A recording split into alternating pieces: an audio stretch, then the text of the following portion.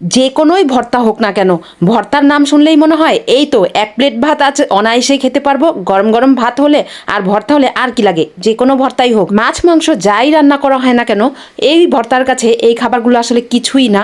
ভর্তা মানেই কিন্তু গরম গরম ভাত এক প্লেট নিয়ে বসে যাওয়া। আর এই যে এরকম একটা ভর্তা, এই ভর্তাটা এত বেশি মজা। বরবটি আর এই যে ইলিশ মাছের এক টুকরা নিছি, ইলিশ মাছ না হলেও চলবে, সাথে কিন্তু তেলাপিয়া মাছ বা রুই মাছের এক টুকরা হলেও কিন্তু যথেষ্ট। আর এইভাবে এই ভর্তাটা একবার ট্রাই করে দেখবেন। শুকনা মরিচ টেলে নিয়েছি, কাঁচা মরিচ, পেঁয়াজ, রসুন আর বরবটি, এক টুকরা ইলিশ মাছ আমি টেলে নিয়েছি, এক টুকরা মাছে দুর্দান্ত স্বাদের এই ভর্তাটা কিন্তু ভীষণ লেভেলের মজা। শেষে কিন্তু অবশ্যই ধনেপাতা দিতে হবে।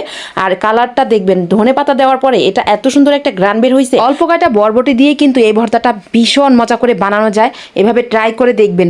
আর আমার কাছে এই ভর্তাটা এত বেশি ভাল লাগছে, আমি তো শেষে পাটাতে ভাত খাইতে বসে গেছি, মানে এত বেশি মজা। আমার কাজিনও বসেছিল, আর শেষে যে এই ধনেপাতার গ্রান, এই ভর্তাটা আরও বেশি মানে আরও বেশি স্বাদ হয়েছে, এত বেশি মজা হয়েছে।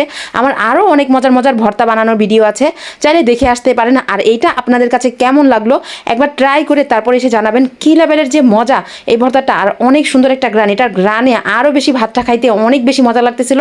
আমি তো কখন মানে অপেক্ষা করছিলাম যে কখন কয়টা ভাত খাবো, গরম গরম ভাতের সাথে কিন্তু অনেক বেশি মজা। আর এই যে দেখেন ভাত নিয়ে বসে গেছি, এই কয়টা ভাত তো হবেই না, আরও কয়টা ভাত নিতে হবে। তো আমরা আরও বেশি করে ভাত নিয়েছি, মানে এত বেশি মজা ছিল, আমরা সবাই মিলে খুব মজা করে খাচ্ছিলাম, অনেক বেশি মজা।